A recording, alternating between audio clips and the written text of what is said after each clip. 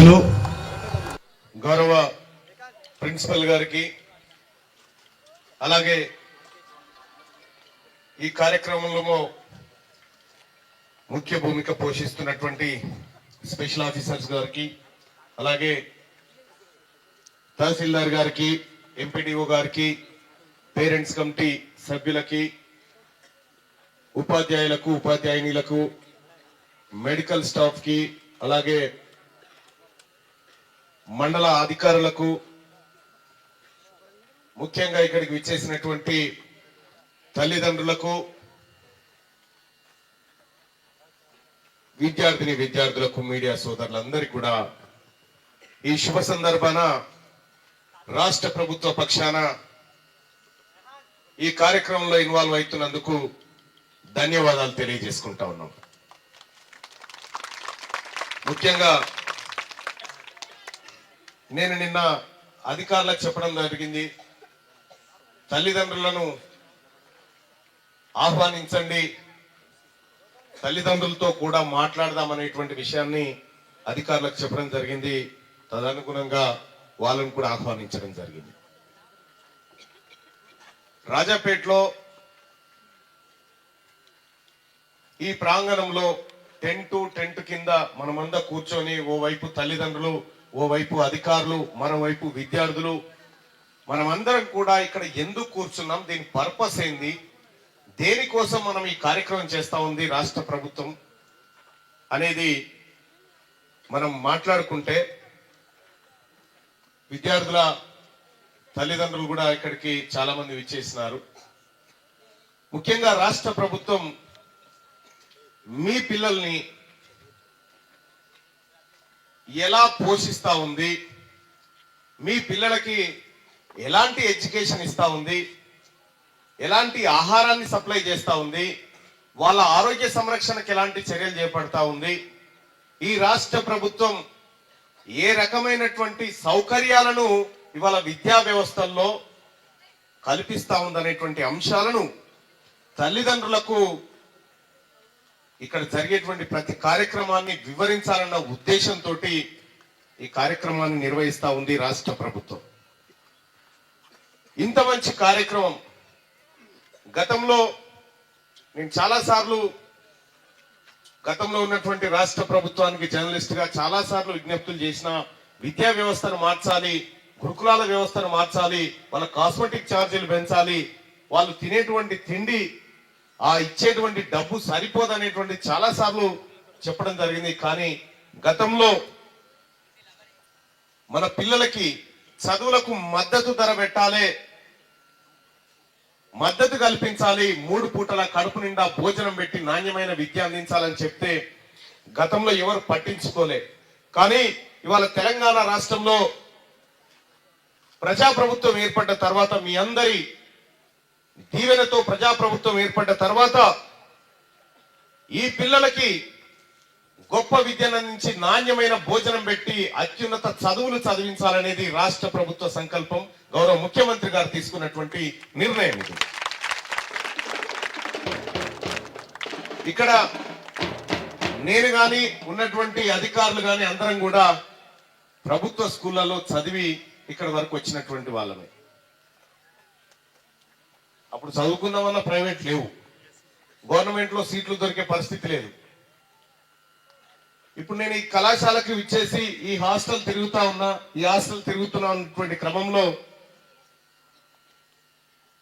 నేను అధికారులతో మాట్లాడినా, సౌకర్యాలు ఏం కావాలనేది మాట్లాడినా, దాదాపు 20 సంవత్సరాల పైచిలకు, అంటే అంతకంటే ముందు, బహుశా నాకు ఇయర్ గుర్తులేదు కానీ, ఇక్కడ ఈ హాస్టల్ బిల్డింగ్ కట్టింది సంజీవారెడ్డి అని భువనగిరిలో ఉంటాడు. ఆయన ఇంటి ఫోన్ నెంబర్ 42629 నాకు ఇప్పటికి గుర్తుంది. 086854262 ఆయన ఫోన్ నెంబర్. ఈ బిల్డింగ్ కట్టేటప్పుడు దీంట్లో ఎలక్ట్రీషియన్ వర్క్ చేసింది మేమే, ఈ బిల్డింగ్ లో ఎలక్ట్రీషియన్ వర్క్ చేసింది మేమే. అప్పుడు ఎంత కలకల్లాడేటి అంటే ఈ వ్యవస్థ, అసలు ఇందులో సీటు దొరికితే చాలు అనేటువంటి ఒక పరిస్థితి ఉండేది. అటువంటి పరిస్థితి నుంచి ఇవాళ మొన్నటి వరకు ఈ ప్రభుత్వం రానంత వరకు అసలు ఈ ప్రభుత్వ పాఠశాలను విద్యా వ్యవస్థను పట్టించుకున్న నాదుడే లేడు. ఇవాళ తెలంగాణ రాష్ట్రంలో ప్రజాప్రభుత్వం ఏర్పడిన తర్వాత విద్యకు అత్యధిక శాతం నిధులు కేటాయించి ఈ దేశ భవిష్యత్తు ఈ విద్యార్థుల దగ్గర ఉందని చెప్పి గ్రహించినటువంటి ప్రభుత్వం కాంగ్రెస్ పార్టీ ప్రభుత్వం గౌరవ ముఖ్యమంత్రి రేవంత్ రెడ్డి గారి నేతృత్వంలో జరుగుతూ ఉంది. ఎవరైనా గతంలో ఉన్నటువంటి వాళ్ళు మీకు పెన్షన్ పెంచుతాం, మీకు సారా పోస్తాం, మీకు బిర్యానీలు తినిపిస్తాం, మీరు ఓట్లే అని చెప్పేది. కానీ ఈ ప్రభుత్వం మీ పిల్లల జీవితాలను మారుస్తాం, మీ పిల్లలకు మంచి పౌష్టికాహారం ఇస్తాం, మీ పిల్లలకు మంచి పుస్తకాలు ఇస్తాం, మంచి బట్టలు ఇస్తాం, మంచి ఆరోగ్య వసతులు కల్పిస్తాం, మీ పిల్లల భవిష్యత్తుకు జిమ్మేదారి మాది అని చెప్పి ఇప్పుడు ఉన్నటువంటి ప్రభుత్వం చేస్తా ఉంది. తల్లులారా, పేరెంట్స్ అందరికి కూడా చెప్పే మాట ఒకటి, ఇక్కడ పోయినసారి ప్రభుత్వం గతంలో ఉన్నటువంటి వాళ్ళు 3వ తరగతి నుంచి 7వ తరగతి మధ్యలో చదివేటువంటి పిల్లలకు డైట్ ఛార్జీలు, వాళ్ళ భోజనం కోసం ఇచ్చేటువంటి ఖర్చు ఏడాదికి 11,400 రూపాయలు ఖర్చు పెట్టేది. గౌరవ ముఖ్యమంత్రి రేవంత్ రెడ్డి గారి నాయకత్వంలో ప్రజాప్రభుత్వం ఏర్పడ్డ తర్వాత ఒక్కొక్క విద్యార్థి పైన 15,960 రూపాయలు ఖర్చు పెడతా ఉంది ఇప్పుడున్నటువంటి ప్రభుత్వం. ఈ రోజు నుండి గతంలో మీ పిల్లల ఆహారం కోసం నెలకు 950 రూపాయలు మాత్రమే ఇచ్చేది. కానీ ఇప్పుడున్నటువంటి ప్రజా ప్రభుత్వం నెలకు 1,330 రూపాయలు ఖర్చు పెట్టబోతా ఉంది ప్రతి విద్యార్థి తలపైన. 3 నుంచి 7వ తరగతి మధ్యనే అది. 8 నుంచి 10వ తరగతి మధ్యలో గతంలో 1,100 రూపాయలు ఖర్చు పెట్టేది. నేను అనేక సార్లు నా టీవీ డిబేట్లలో నేను న్యూస్ లో చెప్పేది, అయ్యా మీరు ఇచ్చేటువంటి డబ్బులకు కనీసం కోడిగుడ్డని వస్తుందా? జైళ్లలో ఖైదీలు తినేటువంటి తిండి కంటే కూడా తక్కువ ఖర్చు పెడతా ఉన్నాం మనం ఈ విద్యార్థుల మీద అని చెప్పి నేను చాలాసార్లు చెప్పడం జరిగింది. ఇటీవల కాలంలో ముఖ్యమంత్రి గారి దృష్టికి పదే ఈ విషయాన్ని తీసుకుపోవడం జరిగింది. డైట్ ఛార్జీల విషయంలో కానీ, లేకపోతే విద్యార్థులకు అందాల్సినటువంటి కాస్మెటిక్ ఛార్జీల విషయంలో కానీ పెద్ద మనసు చేసుకొని ముఖ్యమంత్రి గారు మల్లన ఈ పేద బిడ్డలకు చేసిన దానికంటే మనకు పుణ్యం ఏముండదు, మనకు 1 రూపాయి తక్కువైనా సరే కానీ ఈ బిడ్డలు కడుపు నిండా తినే కార్యక్రమమే చేద్దామనేటువంటి మాట ముఖ్యమంత్రి గారు చేయడం జరిగింది. గతంలో 8 నుంచి 10వ తరగతి వరకు పిల్లలు చదివితే వాళ్ళకు 1,100 రూపాయలు ఇచ్చింది నెలకు. కానీ ఇప్పుడున్నటువంటి ప్రభుత్వం ఏడాదికి 18,480 రూపాయలు ఖర్చు పెడతా ఉంది 10వ తరగతి వరకు ఉన్నటువంటి పిల్లల కోసం. ఇంకంతేకాదు, ఇంటర్ నుంచి పీజీ చదివే వరకు గతంలో నెలకు 1,500 రూపాయల వాళ్ళ తిండి కోసం ఖర్చు పెడితే ఇప్పుడున్నటువంటి మన ప్రభుత్వం ప్రజాప్రభుత్వం ఏడాదికి 25,200 రూపాయలు ఖర్చు పెడతా ఉంది పిల్లల భోజనాల కోసం.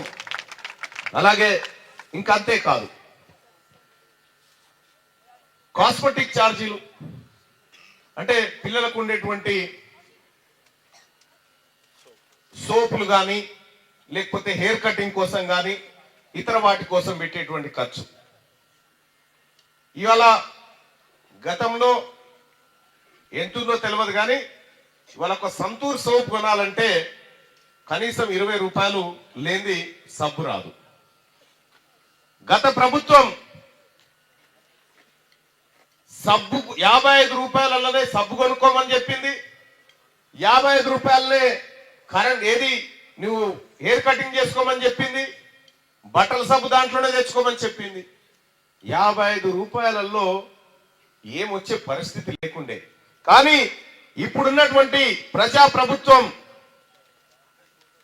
ఏడాదికి 12,100 రూపాయలను ఈ బిడ్డల కోసం, ఎంత సార్ ఇది డబుల్ రేషన్, 21 రూపాయలు. గతంలో 55 రూపాయలు నెలకిస్తే 21 రూపాయలు ప్రతి ఏడాది కాస్మెటిక్ ఛార్జీల కోసం రాష్ట్ర ప్రభుత్వం ఇవాళ నుంచి పెంచి ఇవ్వడం జరుగుతా ఉంది. ఈక్వల్. అలాగే ఏది ఆడబిడ్డల కోసం, ఆడబిడ్డలు 8వ తరగతి నుంచి 10వ తరగతి చదివేటువంటి ఆడబిడ్డల కోసం గత ప్రభుత్వం నెలకు 75 రూపాయలు మాత్రమే ఖర్చు పెట్టేది. 75 రూపాయల్లో ఆడబిడ్డల అవస్థ మీ అందరికీ తెలిసిందే. మరి ఇప్పుడున్నటువంటి ప్రభుత్వం ప్రతి ఏడాది ఆడబిడ్డ పైన ఓన్లీ కాస్మెటిక్ అంటే వాళ్ళ ఖర్చుల కోసం, వాళ్ళ నెలవారీ ఖర్చుల కోసం 3,300 రూపాయలు ఖర్చు పెడతా ఉంది ఈ ప్రభుత్వం.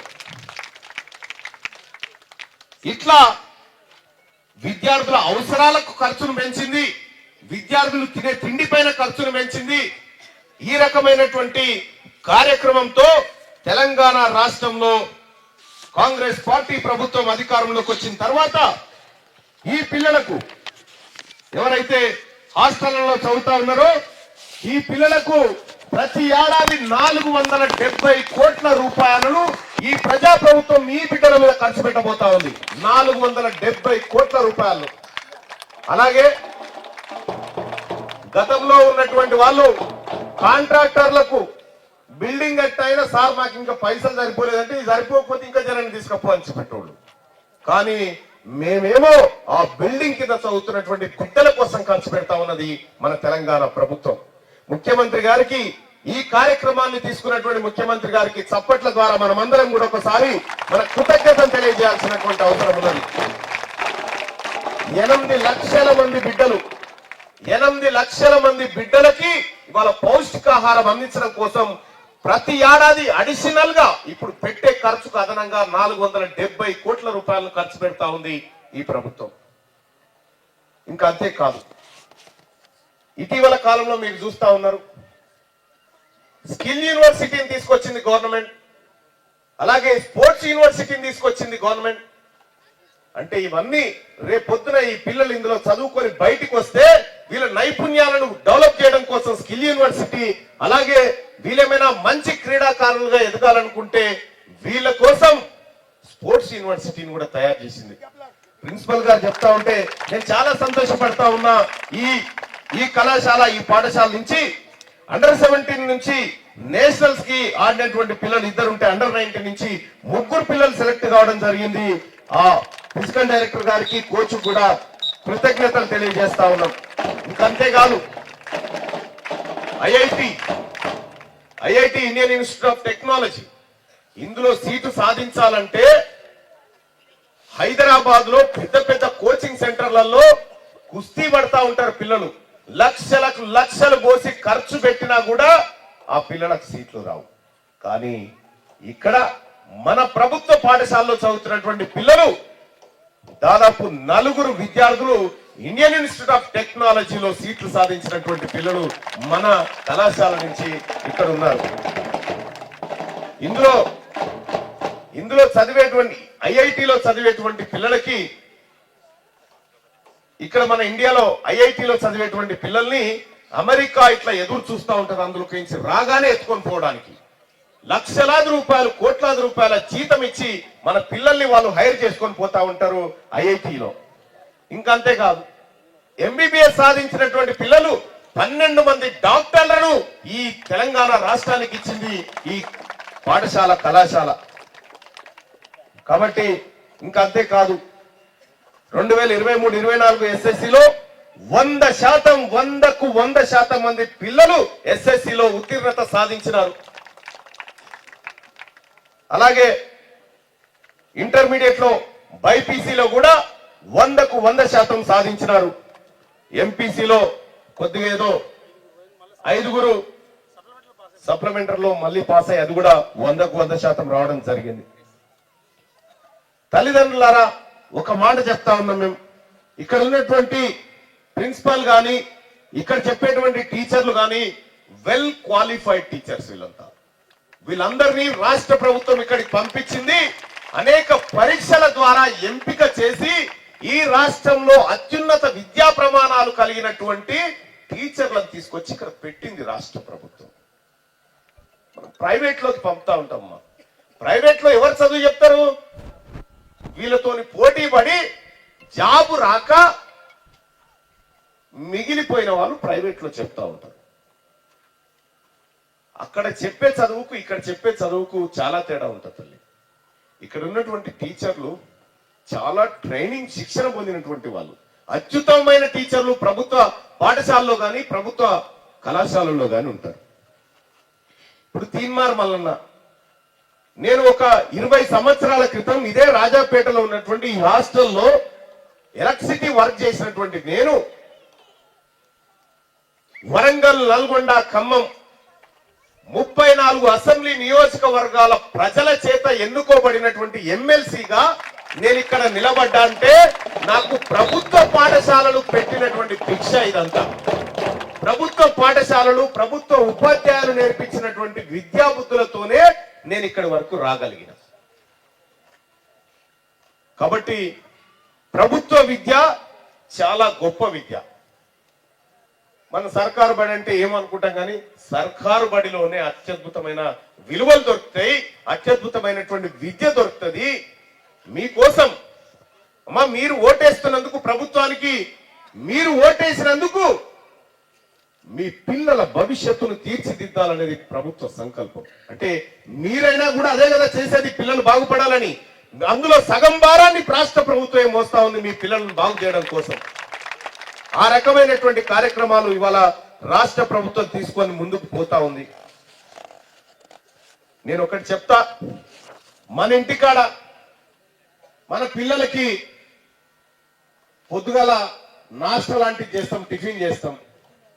ఎన్ని రకాలు చేస్తాం? ఎన్ని రకాలు చేసి వండి పెట్టగలుగుతాం మనకు ఉన్నటువంటి స్తోమతకి? పోస్తే ఒకరోజు ఇంత ఉప్మా పోసి పెడతాం, లేదంటే ఒక చపాతీ చేసి పెడతాం, లేదు అనంటే ఇడ్లీ కొనుక్కొచ్చు పెడతాం. కానీ నీ పిల్లల్ని ఇవాళ ఇక్కడ మెనూ చూడండి, మీరు ఒకసారి మెనూ చూస్తే మీకు అర్థమవుతుంది. మెనూ ఏది? ఇక్కడ రైట్, ఓకే, ఇక్కడ మాట్లాడతాం. ఇక్కడ రండి. ఇక్కడ మీరు మెనూ చూడండి. ఇక్కడ మీ పిల్లలకు మొదటి వారంలో, నెల మొదటి వారంలో బ్రేక్ఫాస్ట్ లో ఒకరోజు కిచిడి, టమాటా చట్నీతోని కిచిడి, రాగి జావా, దాంట్లోనే మళ్ళా రాగి జావా బెల్లంతో ఇస్తారు. అలాగే మండే రోజు అరటి పండు ఇస్తారు. మళ్ళా మధ్యాహ్న భోజనంలో రైసు, ఆలు కర్రీ,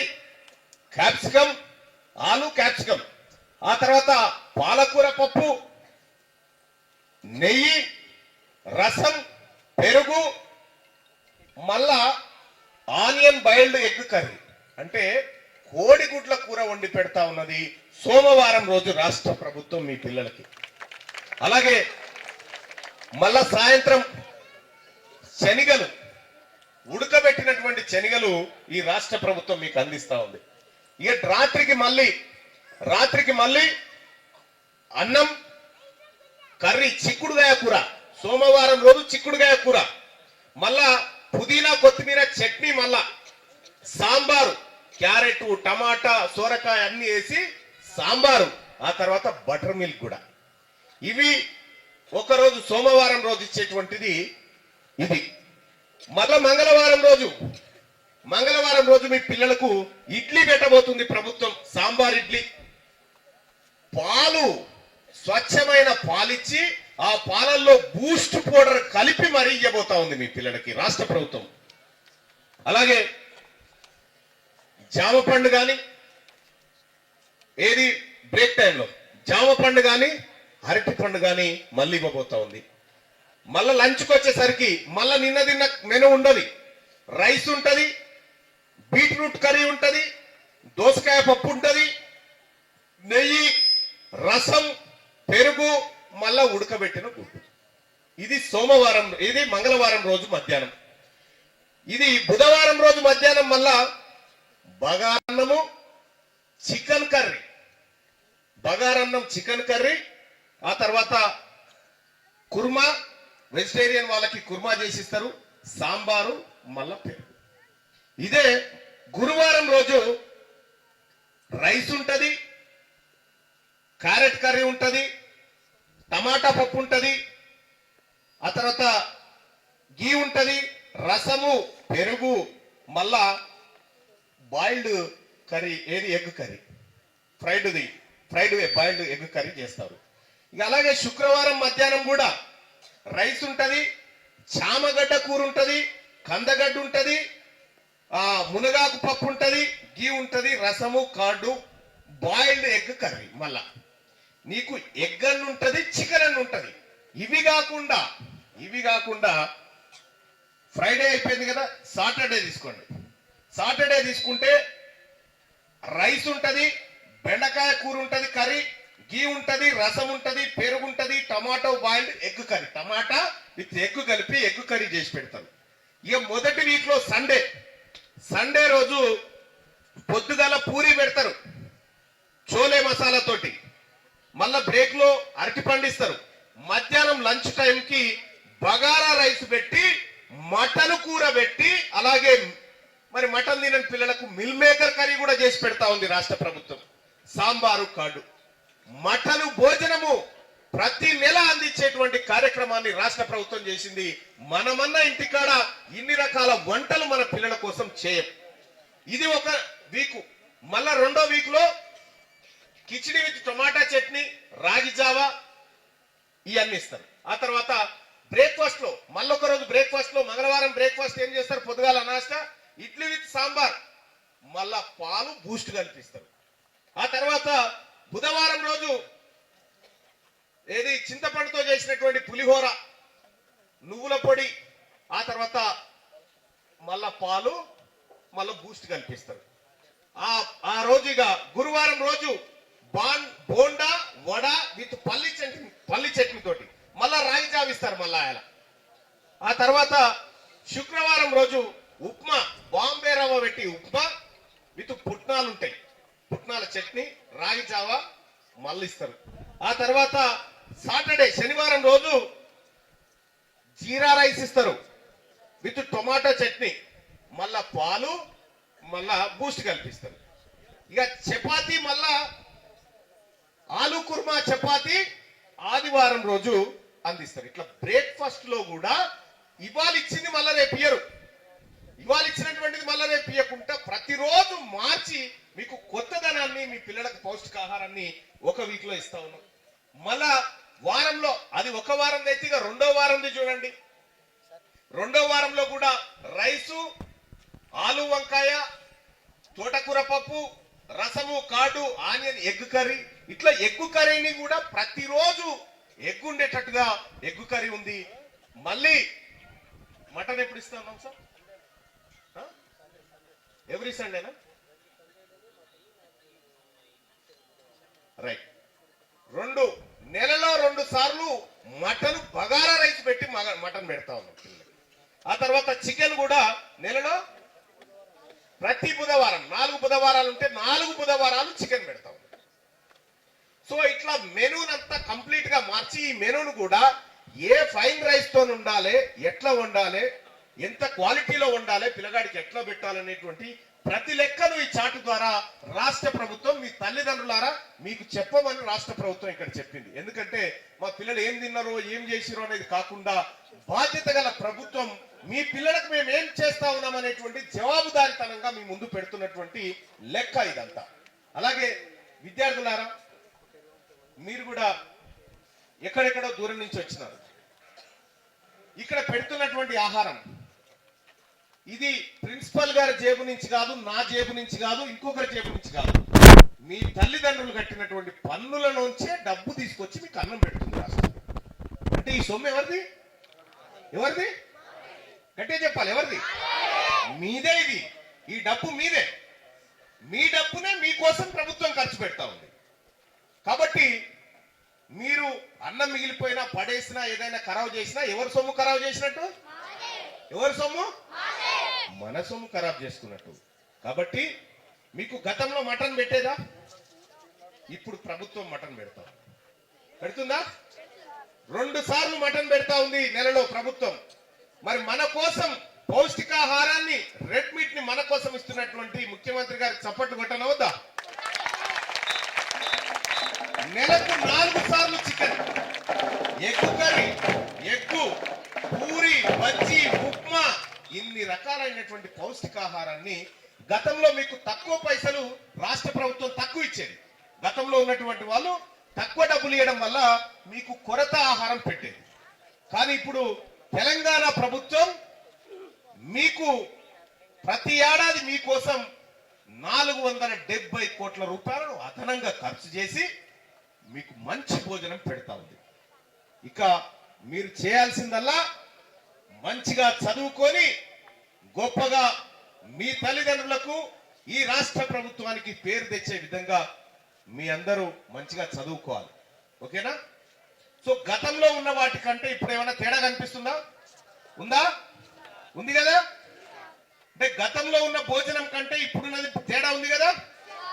మీకు ఫైన్ రైసు, ఫైన్ కూరగాయలు, అద్భుతమైనటువంటి నూనె, మీకు మన అమ్మలక్కలకు కూడా తెలుసు, మనం బయట షాపులలో కొంటే అల్లం వెల్లిపాయ ఇదంతా కొంటే అది టేస్ట్ రాదని చెప్తారు. కానీ మీ బిడ్డల కోసం అల్లం వెల్లుల్లిపాయ కూడా ఇక్కడే దంచిపిచ్చి మరీ చేపిస్తా ఉంది రాష్ట్ర ప్రభుత్వం. మనం ఇంటికాడ కూడా ఇంత బాగా మన పిల్లలకు చేసేటువంటి పరిస్థితులు మనకు ఉండవు. కాబట్టి రాష్ట్ర ప్రభుత్వం చేసినటువంటి కార్యక్రమం ఏదైతే ఉందో, ఈ కార్యక్రమం అంటే మా ముఖ్యమంత్రి గారు రేవంత్ రెడ్డి గారి జేబులోంచో నా జేబులోంచో కాదు, ఇది మీ సొమ్మే. మీరు కట్టినటువంటి పన్నుల ద్వారానే మేము మీ పిల్లలకు పౌష్టికాహారం పెడతాం.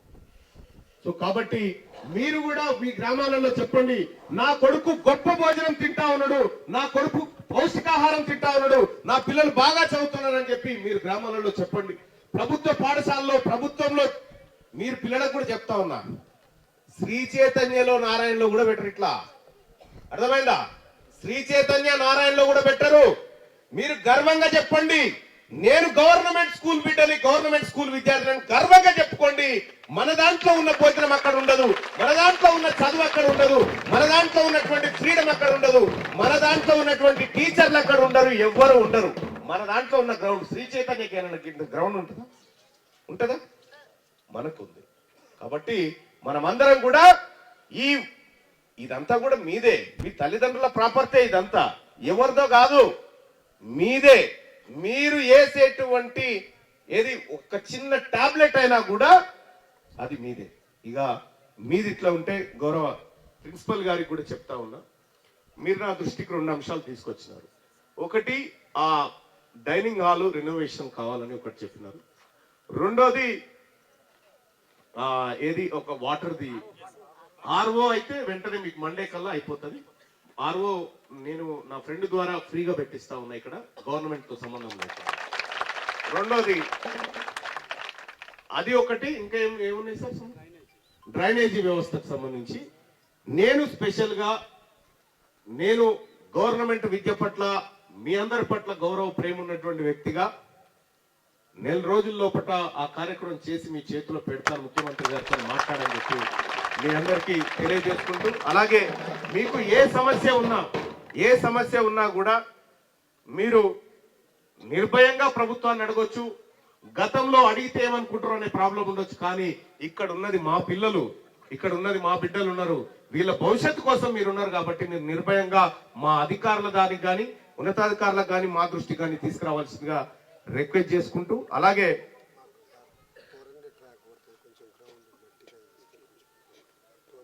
అచ్చా ఇందులో వేసుకుంటారా? ఓకే, నేను మాట్లాడతాను. ఆ సమస్యలు నా దృష్టికి తీసుకురండి. ఇక అలాగే ఫుడ్ సేఫ్టీ కమిటీ కూడా మనం ఏర్పాటు చేసుకున్నాం. అంటే ఫుడ్ వంట చేస్తే అది బాగుందా లేదా అనే దాని కోసం కూడా ఒక పర్యవేక్షణ. మళ్ళా వాటినే వండి ఆడ వారేసిపోయి తినురు పిలగాలనేటట్టు కాదు, అది క్వాలిటీ ఉందా లేదా, మంచి నాణ్యత ప్రమాణాలు పాటించారా లేదా చెక్ చేసి మరి మీ పిల్లలకు. అందుకోసమే టీచర్లందరూ కూడా మీ పిల్లలతోనే కలిసి తింటారు రోజు. అంత గొప్ప ఆహారాన్ని మనం పెడతా ఉన్నాం. అలాగే young India integrated residential schools ను ఇటీవల కాలంలో రాష్ట్ర ప్రభుత్వం ప్రారంభించింది. అందులో సీటు సంపాదిస్తే దానిగా మీ భవిష్యత్తు మారిపోయినట్టే, అది ప్రభుత్వమే. ఇంకా అలాగే మనం స్టోరేజ్ కానీ కిచెన్ కానీ మీరు ఒక్కసారి పోయి తల్లిదండ్రులకు కూడా మీరు కూడా పర్మిషన్ ఇవ్వండి. పోయి మీ పిల్లలు ఏం తింటుర్రో ఎలాంటిది వాడుతుర్రో ఒకసారి ఆ కిచెన్ పోయి చూసుకోండి. మా పిల్లలు ఏం తింటున్నారని, ఎందుకంటే మీకు హక్కు ఉంది, పోయి చూసుకోండి. మీ పిల్లలకి ఎంత నాణ్యతతో కూడినటువంటి ఆహారం పెడుతున్నారో మీరు చెక్ చేసుకోండి. ఇక నేను స్పెషల్ గా ఈ రాజపేటలో ఉన్నటువంటి అధికారులకు, తహసీల్దార్ గారికి, అలాగే ఎంపీడీఓ గారికి, ఇక్కడ పోలీస్ అధికారులు ఎవరైనా ఉంటే వాళ్ళకు కూడా చెప్తా ఉన్నా. ఒక week intermediate first year, second year, 10th పిల్లల్ని ఒక క్లాస్ రూమ్ లోకి తీసుకొచ్చి తహసీల్దార్ గారు మీరు చెప్పాలి వాళ్ళకు ఏమని, అసలు మీ తల్లిదండ్రులు మా ఆఫీస్కి ఎందుకు వస్తారు, భూమి ఏంది. మీ నాన్న ఇంటికాడ చెప్తాడు, ఏడున్నాడు నాన్న అంటే ఎంఆర్ఓ ఆఫీస్ పోతున్నా అని చెప్తాడు. ఎంఆర్ఓ ఆఫీస్ లో ఏముంటది, భూములేంటి, రికార్డులేంటి, ఎంఆర్ఓ ఆఫీస్ రావడం వల్ల ఏమేం సమస్యలు పరిష్కారం అయితే అనేది నెలలో ఒక్క 40 నిమిషాలు కేటాయించి ఈ పిల్లలకు ఒక్క క్లాస్ అన్నా చెప్పిపోవాలి మీరు. రెండోది, ఎందుకంటే మీరు సిసిఎల్ఏ నుంచి వచ్చారు, చాలా అనుభవజ్ఞులు మీరు, మీకు తెలిసినంతగా బహుశా ఇప్పుడున్నటువంటి వాళ్ళకి చాలా తక్కువ తెలుసు, మీకు ఎక్కువ తెలుసు కాబట్టి మీరోటి. ఎంపీడీఓ గారి ద్వారా ఈ మండలంలో ఏం జరుగుతుంది, ఎంపీడీఓ ఆఫీస్ వల్ల ఈ మండల ప్రజలకు ఏం జరుగుతుందని చెప్పాలి. అలాగే పోలీస్ అధికారి కూడా ఉంటే, ఎస్ఐ గారు కానీ ఎవరున్నారు, ఏఎస్ఐ గారు ప్రకాష్ గారు, మీరు కూడా నెలలో ఒక్క 40 నిమిషాల పాటు వచ్చి ఈ విద్యార్థులతో డ్రగ్స్ ఏంది, గాంజా ఏంది, కేసులేంది, కేసుల వల్ల ఎవరెవరి జీవితాలు నాశనమని ఒక 2-3 ఎగ్జాంపుల్స్ తో ఈ పిల్లల్ని అవేర్నెస్ చేస్తే మీ పిల్లలు పెద్దగైనాక మీకే బాధ తప్పుతుంది, సగం బాధ ఈయన కంట్రోల్ అవుతుంది. కాబట్టి ప్రిన్సిపల్ గారు మీరు వీళ్ళకి రిక్వెస్ట్ పెట్టుకోండి. 4 వారాలు ఉంటుంది. 4 వారాల్లో వారానికి ఒక అధికారిని పిలిపించుకొని పిల్లలతో ఇంటరాక్షన్ పెట్టండి. వాళ్ళకి పెట్టడం ద్వారా కేసు అంటే ఏంది, గాయాలైతే ఏమవుతుంది, జైలుకు పోతే ఏమవుతుంది, శిక్షలు ఎట్లుంటాయి, మద్యం దాగి బండి నడిపితే ఏమవుతుంది, ఈ అన్నిటిని కూడా అధికారులు మీకు వివరించడం ద్వారా పిల్లలకి ఇక్కడ అవేర్నెస్ దొరుకుతుంది. తద్వారా రేపు పొద్దున కొంత కంట్రోల్ అయ్యేటువంటి అవకాశం ఉంటుంది.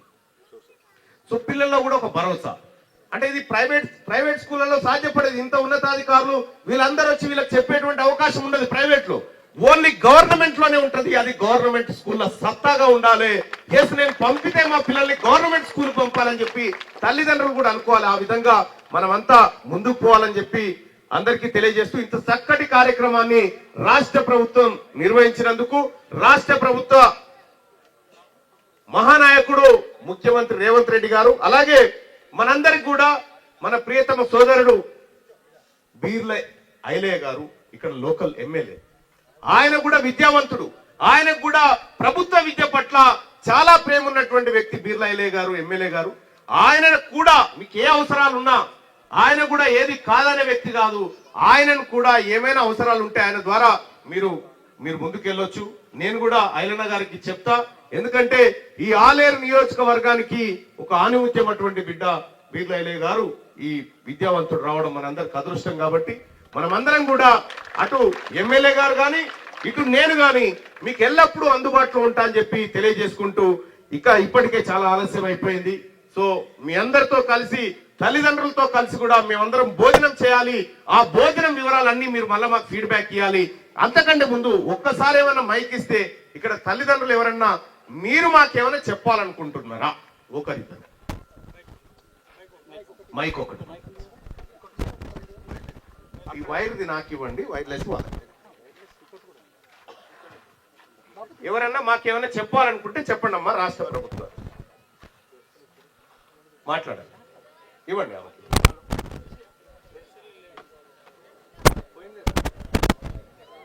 వస్తుందా? చెప్పండి పెద్దాయన. ఏం పేరు పెద్దాయన? మీ పేరు ఏం పేరు? బుట్ట సీనయ్య. ఏ ఊరు మీది? గట్టుపల్ మండలం నుంచి. మీ బాబు 6వ తరగతి ఇక్కడ చదువుతున్నాడు. ఓకే, మీరు మాకేమైనా చెప్పాలనుకుంటున్నారా? మీరు ప్రభుత్వానికి ఏమైనా చెప్తారా? ప్రభుత్వానికి చేసే సంక్షేమ కావాలు మాకు చాలా అద్భుతంగా అనిపిస్తున్నాయి. పిల్లగాడు ఇక్కడ మంచిగా చదువుకుంటున్నాడు. నాకు 3 పిల్లలు. ఒక పాప ఇప్పుడు డిగ్రీ చేసుకుంది చెల్లపిల్లు. ఓకే. బాబు చిన్న బాబు నగరకల్లో ఇదే స్కూల్లో చదువుతున్నాడు. ఓకే. పెద్ద బాబు ఇక్కడ చదువుతున్నాడు. నా 3 పిల్లలు అదే గవర్నమెంట్ స్కూల్లోనే చదువుతున్నారు సార్. గవర్నమెంట్ స్కూల్ అంటే చాలా గ్రేట్, చాలా గొప్ప, చాలా గొప్ప సార్. నా లెక్క అందరూ తయారు కావాలి, అందరి పిల్లలు నా పిల్లలు. మీ పేరేంటి పెద్ద ఆయన? తెరటిపల్లి. మీ పేరు? పేరు బొట్ట సీనయ్య. సీనయ్య గారు, ఇది ప్రభుత్వం కాదు, నువ్వు కట్టే పన్నులతోనే నీ పిల్లల్ని చదివిపిస్తున్నావు. ఇది మా జేబులో లెక్కన పెడతలేము. మీరు కట్టే పన్నులతోటే మీ పిల్లల్ని గొప్పగా చదివిపిస్తున్నాం. మీకు ఒక రకంగా చెప్పాలంటే ఈ వ్యవస్థ అంతా మీదే. ఈ వ్యవస్థ అంతా మీదే. ఇంకా చెప్పాలంటే మేమందరం కూడా నీకు జీతగాళ్ళమే. అర్థమైందా? నీ పిల్లల్ని సంరక్షించేటువంటి వ్యక్తులమే. సో మీ పిల్లగాడి భవిష్యత్తు అంటే గతంలో ఉన్నటువంటి డైట్ ఛార్జీలకు ఇప్పుడున్నటువంటి ఆహారం చేంజ్ ఏదైతే అయిందో పౌష్టికాహారం, దీనిపైన మీరేమంటారు? ఇదివరకు వచ్చినప్పుడు కూడా నేను తినేసి వెళ్ళేవాడిని. అప్పుడు కూడా చాలా కొద్దిగా మంచిగానే ఉండేది, కానీ ఇప్పుడు ఇంకా చాలా క్వాలిటీ అనిపిస్తుంది. ఇక్కడ నుంచి కూడా మా పిల్లలు ఇంకా దృఢంగా తయారవుతారు. కింద పడేయకుండా మంచిగా తిని కడుపు నుండే తిని మంచిగా ఉంటారు అని చెప్పి మాకు నమ్మకం కలిగిస్తుంది. రైట్ సీనయ్య గారు, ధన్యవాదాలు. ఇంకెవరన్నా ఇంకా ఎవరన్నా ఆయనకి ఇవ్వండి. కొద్దిగా మీరే దగ్గర రండి, మైక్ అక్కడ వరకు రాకపోవచ్చు. వస్తుందా? ఓకే, ఇవ్వండి సార్. నమస్కారం సార్. నమస్కారం అందరికీ. ఇటువంటి కార్యక్రమం ప్రభుత్వం చేపట్టడం ముఖ్యంగా అభినందనీయం సార్. ఎందుకంటే చెప్పండి. నా పేరు అబ్రహాం సార్. ఏ ఊరు నుంచి? చాడ నుంచి వచ్చిన సార్. మా 2 పిల్లలు ఇంజనీరింగ్ చదువుతా ఉన్నారు. ఒక అబ్బాయి 7th, ఒక అబ్బాయి 10th సార్. అయితే మీరు చెప్పారు సార్ ఇప్పుడు ఏంటంటే ప్రైవేట్ లో స్కూల్ కు పిల్లల్ని తోలొద్దని చెప్పారు సార్. అది చాలా అభినందించదగ్గ విషయం సార్. నేను ఏం చెప్తా ఉన్నట్టే, ప్రైవేట్ లో నాణ్యమైన ఉపాధ్యాయులు ఉండరు. ఇక్కడ మాత్రమే అన్ని విధాల క్వాలిఫై అయినటువంటి ఇక్కడ ఉన్నటువంటి స్టాఫ్ తమ పిల్లల్ని ఆదర్శంగా ప్రభుత్వ పాఠశాలలో తోలితే వేరే పిల్లలు కూడా ఆదర్శంగా ఉంటారని నా అభిప్రాయం సార్. ఇంకొక రిక్వెస్ట్ సార్ ఏంటంటే, నేను చాలా స్కూల్లో దగ్గరుండి చూశాను. 30:1 అనే టీచర్ అనేది కరెక్ట్ కాదని నా అభిప్రాయం సార్. ఎందుకంటే ఉపాధ్యాయులకు ఏదైనా అవసరం వచ్చినప్పుడు సెలవు పెడితే పిల్లలు బయట తిరుగుతూ ఉన్నారు సార్ చాలా మంది. ఇప్పుడు ఊర్లలో అందరికీ ఎడ్యుకేషన్ కారు కాబట్టి టీచర్ చదువు చెప్తలేడని చెప్పడం వల్ల ప్రభుత్వ స్కూళ్ళ మీద ఉన్నటువంటి ఏమంటారు సార్ అది అవుతుంది సార్. దానివల్ల నేనేం రిక్వెస్ట్ చేస్తున్నాను సార్ అంటే మిమ్మల్ని 30:1 కాకుండా ఒకసారి మీరు పెద్దల దృష్టికి తీసుకెళ్లి అదనంగా ఉపాధ్యాయుడు ఉంటే పాఠశాల ప్రాథమిక స్థాయిలోనే విద్య గొప్పది సార్. అక్కడ పిల్లవాడు విద్యను అందిపుచ్చుకుంటేనే పై తరగతికి వెళ్ళాక ఉన్నత విద్యను చదువుకోగలుగుతాడు. కానీ అక్కడే మిస్ అవుతుందని నా అభిప్రాయం సార్. అదొక్కసారి మీరు పెద్దల దృష్టికి తీసుకెళ్లి దాన్ని కూడా మాట్లాడాలని కోరుతున్నాను సార్. ఈ అవకాశం ఇచ్చినందుకు మీకు ధన్యవాదాలు సార్. తప్పకుండా మీ సలహాలను మేము స్వీకరిస్తా ఉన్నాం. ఆ సలహాల మీరు ఇచ్చినటువంటి అమూల్యమైన సలహాల సాధన కోసం, అంటే వాటిని పరిష్కరించడం కోసం మా వంతు కృషి చేస్తాం.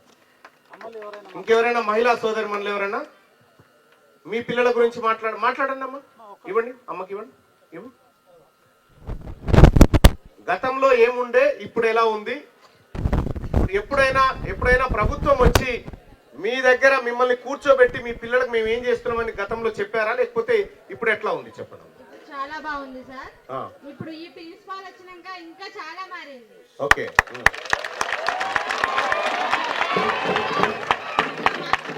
ఇంకా మారాలని కోరుకుంటున్నా. కాబట్టి పిల్లలకు హాట్ వాటర్ కావాలి, అదొకటి ప్రాబ్లం ఉంది. చిన్న పిల్లలుగా 5 గంటలు లేవాలి, స్నానం చేయాలని చాలా ఇబ్బంది ఉంది. అదొకటి కావాలని కోరుకుంటున్నా సార్. మిగతా అన్ని సౌకర్యాలు బాగానే ఉన్నాయా? ఇప్పటి వరకు అన్ని చెప్పిల్లు కదా సార్, చేపిస్తామని. అవును, అది రైట్. ఓకే కదా, మీ పిల్లలకు భద్రత ఉన్నట్టుగా ఇక్కడ భద్రత ఉంది, మీరు ఉన్నారు కదా సార్. రైట్ అమ్మా. అయితే మీ పిల్లలకి వేడి వాటర్ ఇవ్వడానికి కూడా రాష్ట్ర ప్రభుత్వం ఆలోచన చేస్తా ఉంది. మా పిల్లల్లాగే మీ పిల్లలు కూడా వేడి వాటర్ తో చేయాలి, పౌష్టికమైన ఆహారం తిని గొప్ప చదువులు చదవాలనేది రాష్ట్ర ప్రభుత్వం ఉద్దేశం. లోయర్ సెక్షన్ కూడా ఆల్రెడీ హాట్ వాటర్ కొంత ప్రొవైడ్ చేస్తా ఉన్నారు. మిగతా వాళ్ళకు కూడా కావాలని చెప్తా ఉన్నారు. ఖచ్చితంగా మీరు చెప్పినటువంటి సూచనలు మేము స్వీకరిస్తా ఉన్నాము. ఏం పేరమ్మా? సునీత. ధన్యవాదాలమ్మా. రైట్. ఇంకా ఎవరైనా ఉన్నారా? ఒకరిద్దరు ఇంకెవరైనా మాట్లాడాలనుకుంటే మాట్లాడండి సార్. రైట్ చెప్పు. అబ్బాయి మణిదీప్. మీ పేరేంది పెద్ద ఆయన? స్వామి అమ్మన్బోల్ సార్. అమ్మనబోలు. ప్రభుత్వం పెంచినందుకు ప్రభుత్వానికి వాస్తవానికి ధన్యవాదాలు తెలియజేస్తున్నాను సార్. ఓకే. అయితే సార్ ఇంకొకటి ఈడ ఒక ప్రాబ్లం ఏంటంటే బాత్రూమ్స్ అసలు కింద సార్ కూడా చెప్పిండు, బాత్రూమ్స్ మొత్తం కొలాప్స్. ఓకే. అసలు పిల్లలు పోదలేరు అలా. మీరు ఒకసారి పోయినప్పుడు అట్లా చూసినా ఓకే సార్, దాన్ని మాత్రం చెప్పారు సార్.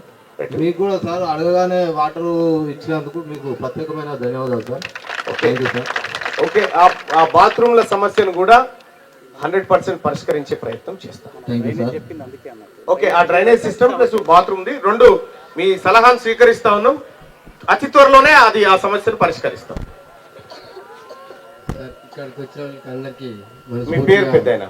నా పేరు మహేందర్. ఓకే. మా అబ్బాయి 5th క్లాస్ ఏ సెక్షన్ మనోజ్ గౌడ్. ఓకే. నా పేరు మహేందర్ సార్. ఓకే. ఇక్కడ నేను న్యూ అడ్మిషన్ మెయిన్ ఏంటంటే ఇంత ముందుకున్న ఫుడ్ కంటే ఇప్పుడు వచ్చిన గవర్నమెంట్ పెట్టిన ఫుడ్ మాత్రం చాలా సంతోషకరమైన విషయం సార్. ఓకే.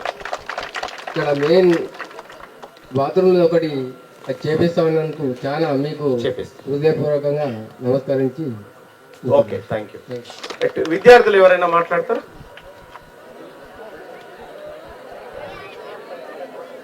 ఇంతమంది కాదు, ఒక్కరే మాట్లాడాలా? ఎవరు మాట్లాడతారన్నా? ఫుడ్, భోజనం, ఎడ్యుకేషన్, సౌకర్యాలు. ఓకే, మాట్లాడానా? చప్పట్లు పెట్టండి గట్టిగా. ఓకే, రండన్నా. Yeah, good afternoon. ఏం పేరు నీ పేరు? భరద్వాజ్ నా పేరు. భరద్వాజ్. ఎక్కడి నుంచి ఇక్కడికి వచ్చావు? మిర్యాలగూడ నుంచి వచ్చాను. మిర్యాలగూడ నుంచి వచ్చావు. ఏం చదువుతున్నావు?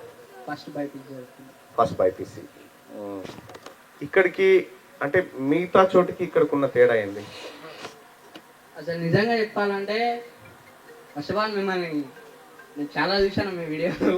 ఇంకా మీరు చెప్పే మాటలు కావచ్చు, ప్రశ్నించే తీరు కావచ్చు, ఇలాంటి మనిషిని మనం జీవితంలో చూడాలని నాకు ఆ అదృష్టాన్ని ఇచ్చింది ఈ క్యాంపసే. మన ప్రస్తుతం ఈడ పెట్టుకున్న మీటింగ్ దాని గురించి అసలు చాలా సంతోషంగా ఉంది. నిజంగా చెప్పాలంటే ఇంతకు ముందు ఇంత మంచిగా లేదు. ఇంత మంచిగా ఇచ్చిన మన ప్రభుత్వానికి నేను నా తరపు నుంచి, మా పిల్లలందరి తరపు నుంచి, ప్రతి ఒక్క గురుకుల మన గవర్నమెంట్ స్కూల్ పిల్లలందరి తరపు నుంచి మీకు థ్యాంక్స్ చెప్పుకుంటున్నా సార్. థ్యాంక్స్ అయ్యారు సార్. మనకి ఎందుకు ఇంత ఇచ్చినారు, ఎందుకు ఇంత చేస్తున్నారు అని మెయిన్ ఉద్దేశం ఏంటంటే చదువుకోవాలి. చదువుతో పాటు ఆటలు ఉండాలి, పాటలు ఉండాలి, అన్నీ ఉండాలని మనకి ఇస్తున్నారు. మనం చేస్తాం, అందరు చేస్తారని కూడా మీకు మాట ఇస్తున్నాం సార్. Thank you. మీలాంటి లెజెండరీ పర్సన్ నేను కలిసినందుకు సార్ ఒక్కసారి హక్ చేసుకుని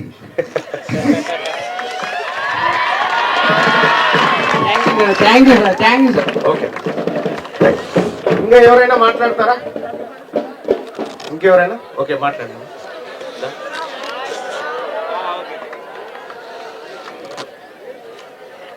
సభకు విచ్చేసిన పెద్దలందరూ కొద్దిగా మైక్ ఆన్ చేయండి. ఈ సభకు విచ్చేసిన పెద్దలందరికీ నా యొక్క హృదయపూర్వక ధన్యవాదములు తెలియజేసుకుంటున్నామండి. మాది నార్కట్పల్లి మండలం, ఎల్లారెడ్డిగూడెం విలేజ్. మా బాబు 10th క్లాస్ బి సెక్షన్ చదువుతున్నాడు. మాకు ఇద్దరు బాబు ఇక్కడ రాజపేటలో 5th లో వచ్చాడండి. పాప ఇప్పుడు కటంగూరులో చదువుతుందండి, అది కూడా సంస్థలోనే చదువుతుందండి.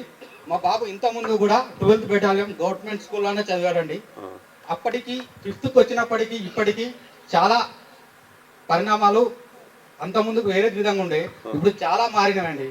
ఇప్పుడు ఇంకా ఈ ప్రభుత్వం వచ్చిన తర్వాత ఇంకా మారుస్తున్నారు కాబట్టి మాకు అలాంటి సిచ్యువేషన్ లేకుండా మంచిగా ఉండి మా పిల్ల ఇంట్లో ఉన్న ఒకటే, అక్కడ హాస్టల్లో ఉన్న ఒకటే అనే భరోసా మా గుండెల మీద చేసుకొని నిద్రపోతున్నట్టు చేస్తున్నందుకు ఈ యొక్క ప్రభుత్వానికి మా యొక్క ప్రత్యేక ధన్యవాదాలు తెలియజేస్తున్నామండి. అదేవిధంగా సార్, పిల్లలకు ఉదయం టైం టేబుల్ కొంచెం ఒక 1/2 అవర్ ఎక్స్టెన్షన్ చేయండి సార్. వాళ్ళ యొక్క కాలకృత్యాలు తీర్చుకొని లోపలికి రావాలంటే రాలేకపోతున్నారు, అసంతృప్తిగా స్కూల్లోకి వస్తున్నారు. ఏంటంటే స్కూల్ అంటే ఒక దేవాలయం సార్.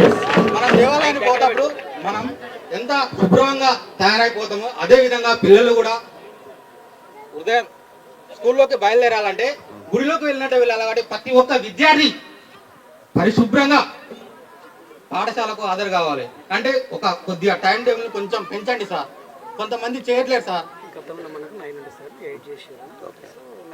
కొంచెం ఓకే extension చేయండి సార్. ఓకే ఓకే ఓకే అంటే మాకు ఇక్కడ పిల్లల ప్రాధాన్యత తప్ప మా ప్రాధాన్యతలు ఏముండవు కాబట్టి ఇంతమంది పిల్లలు కదా సార్, వాళ్ళందరూ రెడీ మీ సూచనను పరిగణలోకి తీసుకుంటున్నాం. ఓకేనా? Okay sir. Thank you. ఇలాంటి కార్యక్రమాన్ని ఇచ్చేసినందుకు, నాకు ఇక్కడ మాట్లాడడానికి అవకాశం ఇచ్చినందుకు మీరందరికీ మరి ఈ యొక్క ప్రభుత్వానికి కూడా మరొకసారి హృదయపూర్వక ధన్యవాదాలు తెలియజేసుకుంటున్నాను. ధన్యవాదాలు. మాట్లాడతాం చెప్పండి. Good afternoon sir. రండి ప్రిన్సిపల్ గారు ఇక్కడ నిలబడండి. రండి వినండి వాళ్ళ బాధ. వాళ్ళు ఏమైనా చెప్తే వినండి. ఓకే నోట్ చేయండి. Good afternoon sir. అయ్యా నేను kabaddi academy sir, Sangareddy district Kondapur school నుంచి వచ్చాను సార్. ఇక్కడ ఒక్కొక్కరు ఒక్కొక్క స్కూల్ నుంచి వస్తాం సార్. ఇక్కడ సార్ వాళ్ళు స్పోర్ట్స్ కైనా స్టడీకైనా మంచిగా సపోర్ట్ ఇస్తారు sir. Principal sir, vice principal sir అందరూ. కోచ్ సార్ కోచింగ్ వల్లనే మేమందరం నేషనల్ ఆడుతున్నాం సార్. ఈ కోచ్ సార్ తీసేకుంటే ఈ కోచ్ సార్ లైఫ్ లాంగ్ మేము ఎందుకు ఉంటే అన్ని రోజులు ఈ కోచ్ సార్ ఉండాలని కోరుకుంటున్నాం సార్. మాకు అన్ని మంచిగా ఉన్నాయి సార్. ప్రిన్సిపల్ సార్ సపోర్ట్ అన్ని ఉన్నాయి సార్. కానీ మ్యాట్ ఉంది సార్ మా దగ్గర. మ్యాట్ వచ్చారు సార్ వాళ్ళు. మ్యాట్స్ ఉన్నాయి, అన్ని ఉన్నాయి సార్. అన్ని మెటీరియల్ ఉన్నాయి. ఇంకొంచెం మెటీరియల్ పెంచి ఆ మ్యాట్ మేము స్కూల్లో వేసుకుంటున్నాం సార్. ఖరాబ్ అవుతుంది.